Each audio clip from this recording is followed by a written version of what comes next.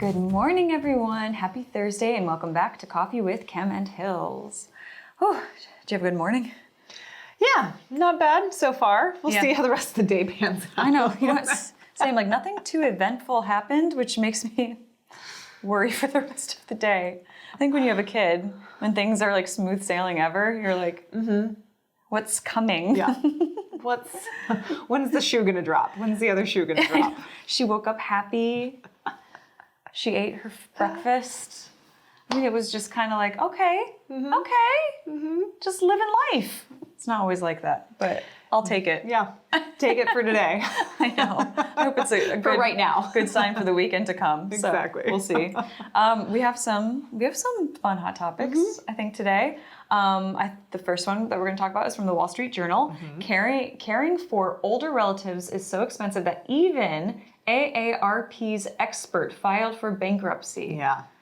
Oh, the story is like it's heartbreaking because these are, people who want to help family members. Yeah. And in her case, it felt like it just spiraled out of control. Like there was really nothing, no matter how much information she had on the best way to handle a situation like this, she didn't really have a choice. Right. There's really not much it feels like you can do. Yeah. Because once the expenses start rolling in, it really is, you're caring for a loved one. In this case, it was her parents. And you can't stop the care. You can't predict how backwards. rapid their decline will be and what, medical interventions they're going to need and for how long and everything like that. There's so much unknown that comes along with being a caregiver, isn't there? So this article is about Miss Goyer. Her mom had a stroke and her dad had Alzheimer's, and she was their caretaker for over a decade. Ooh, that's a long time. Yes. The article also, before we get into her story, it gave some interesting facts about just caretaking in today's world and how the median annual cost of income home care has rose 18.5% since 2016. I also thought it was interesting. To $55,000 a year. So that is the cost of in-home care is $55,000 a year. Yeah, now. That's a lot of money. It's a lot of money. And people are living longer. So therefore, what may have been a couple years, 20 years ago, is now 10 years of care. Yeah, that's what it said in the article. People are living longer with more complicated issues, probably due to the fact that they're living longer. So they're developing more health issues, right? Which then in turn becomes more expensive. Yeah. Brilliant that we're living longer. That's really good to hear. But yes, it comes at a cost. So these are things I guess we have to plan for. But so this woman, Miss Goyer, eventually moved her whole life to Arizona to become a full-time caregiver to her parents. She left her full-time job at AARP, and she took on another job, didn't she, that was more part-time? When she was doing consulting instead, so she was able to have a little bit more flexibility and take on more caregiving roles. And she actually left her boyfriend, who was like looking over her apartment that she had and everything like that. And they stayed together. She just physically left him to live in Arizona. Yes, he sounds like a gem, in fact. He was very helpful throughout this whole process. Very supportive over the 10 years of living apart. And, tried to help when he could, which is very nice. Yep, we're going to get into the reality show version of this whole story pretty soon. So Miss Goyer paid out of pocket for all extra care that exceeded her parents' budget. And it seemed like he had a pension from his job. He had some help as being a veteran and then also Social Security. So it's not like there wasn't some money to be used. It was just that their care got so expensive that it exceeded the income they were able to bring in now that they were no longer working. Right. So he was set up. I mean, it sounds like everybody in the situation was set up, in all the ways, like as much as you can prepare for it. But they couldn't have planned for what was going to happen with their health. And one of the points it made in the article was people often assume Medicare will cover all long-term care, but private term care insurance will pick up some costs, but the amount depends on the plan. So it doesn't cover everything. No. Even your private long-term care, which will cover more, obviously, but it just depends on what coverage you have and what you've paid for. Yep. So it is complicated, as we've learned with most things financial. It is complicated. Yeah. So she ended up paying, using up all of her savings over the course of the 10 years and then going into credit card debt to the point where she couldn't pay off the credit card debt and actually filed for bankruptcy in 2019, which is super sad. But a reality. That her father's expenses reached $10,000 a month, which exceeded his $8,000 a month income from Social Security, pension, and long-term care insurance payments. So he had everything set up. Right. But that's $2,000 that she had to find, every single month. Every single month. And I mean, you think about it, $8,000 of income or, the coverage is actually a pretty robust amount, and you feel like that should have been able to cover everything. Yeah, that's how expensive this care is. Right. So, and there was a quote that she had that, I'm a caregiving expert, but so how did I end up in bankruptcy? Was how she, was wondering. And, I think it's one of those things where it starts out slowly and then it just snowballs. And at the end of the article, she says she doesn't regret her decisions because they're her parents and she would do it all over again. And I think that is probably the case for anybody who gets in this position. But, most kids would want to take care of their parents and make sure that they're well cared for and as happy and healthy as they can be. Yep. Well, it just goes to show that it doesn't necessarily matter how financially savvy you are or well-versed you are on these complicated topics and everything. It just, sometimes life, unravels in a way that you can't plan for no matter what. And this is a really good example of that because she was set up to really know what she was doing. Yes, it's what she does for a living. Yes. To know these things. Well, I'm impressed with Miss Goyer. I think that she did right by her parents, and I know that that was not an easy pill to swallow for her going into bankruptcy, but it was all for the greater good. And I know that she feels she has no regrets. So there you have it. There you have it. All right, we're going to take a quick commercial break, and we will be back with more hot topics.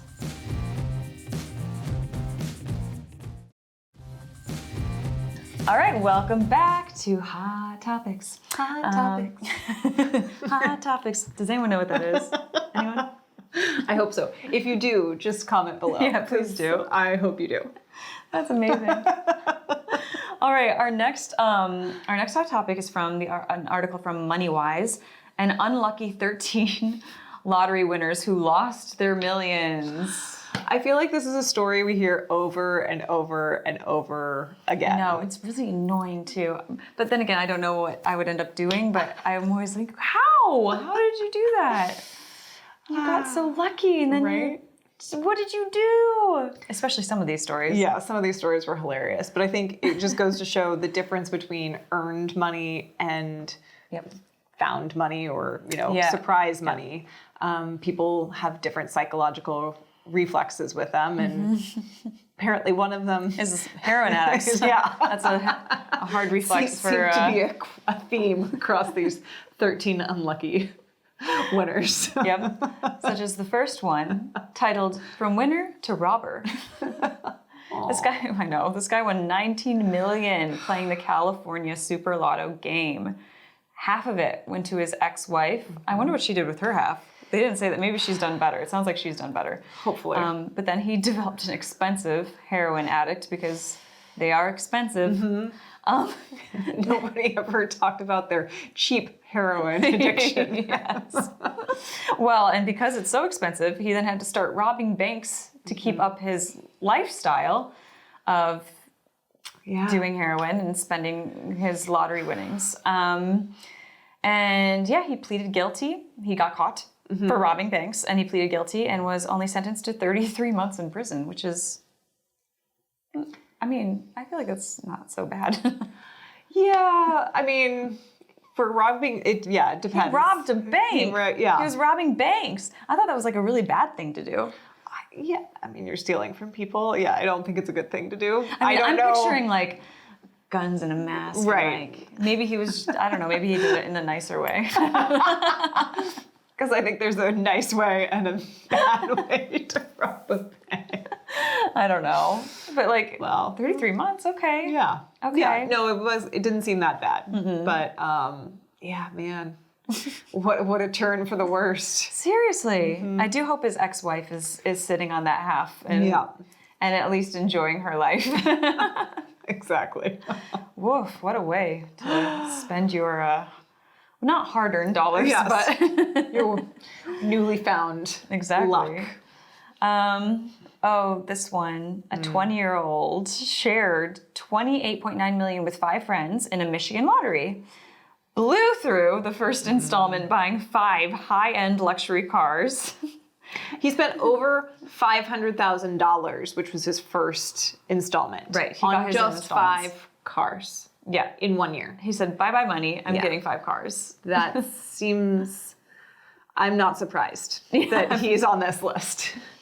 Maybe. But then it gets worse. It gets worse. He then asked a business-savvy friend to manage his money, and instead his not-so-business-savvy friend emptied out his account investing in shady business ventures. Needless to say, they're not friends anymore. Right. And sadly, the 20-year-old is no longer has lots of money. He ended up suing his friend, and now he delivers pizzas. So the moral of the story here is, seek professional help, especially, if this is not your forte, which I don't think anybody who gets this lucky money really is prepared for it. Right. There are some people who are, obviously, but that's fewer and far in between. So when you have this much, make sure it can last you for a long time. So it could really change your life for the better. That's the point. Get somebody who's a fiduciary who you can afford it. Yeah, exactly. So, yes. What's the next one? We've got the Christmas gift. Oh, yeah. The Christmas gift. A construction worker woke up Christmas morning, to winning the Powerball. $315 million. Amazing. I mean, what a great Christmas gift. That is I would pass out. Yeah. But this poor man, he was a religious man. And he wanted to help others. And he used $15 million to build 2 churches. And he also paid off debts of his friends, all these good-hearted gestures. And he ended up blowing through, I think, all of them. He set up a foundation that basically you could write in and say you needed your car paid for or help with the rent that month. And the foundation would just give you a check, which is a very sweet and very kind of noble way to blow through all your money, but you aren't going to have any left because it sounds like possibly the foundation didn't have enough money to keep going. Like they were using all of the money instead of just using the interest that the account had. Yeah, and besides winning the Powerball, which is huge, it just didn't seem like luck was on this man's side because his construction company was buried in lawsuits. His granddaughter developed a drug habit and died mysteriously, and his house caught on fire and burned down. So his wife says that if she could go back in time, she would tear up the ticket and be done with it. I think they feel like it came with a lot of bad luck as well. But yeah, that's so unfortunate because you feel like he had such good intentions with the money, and then it just kind of all spiraled out of control. Didn't work out. So, almost. Not quite. This is probably my favorite one. This last one is a couple who was married for 25 years and they shared everything. Even their electric toothbrush. It's disgusting. I hope they had different tops. Yeah, I know. I was thinking the same thing. Yeah, I'm not a toothbrush sharer. I'm not into that. It's just bacteria swapping. Yeah. When his wife won $1.3 million from the California lottery, she didn't tell her husband and immediately filed for divorce. The judge ruled that keeping the winnings a secret violated asset disclosure laws that apply in divorce cases. So the judge awarded all the winnings to her husband. So not only did he not get half, he got all of it. Yeah. Which is fair enough, judge. I think that's actually... She learned her lesson. She sure did. Wow. Terrible, but she won the lottery, was hush-hush, then filed for divorce, then lost all of the money to her husband. That is... I mean, California is a 50-50 state, so you got to play fair. Yeah, that's a Lifetime movie right there. That's a good one. All right, we're going to take a quick commercial break, and we will be right back, and I'll tell you about what shows are airing today on ROI TV.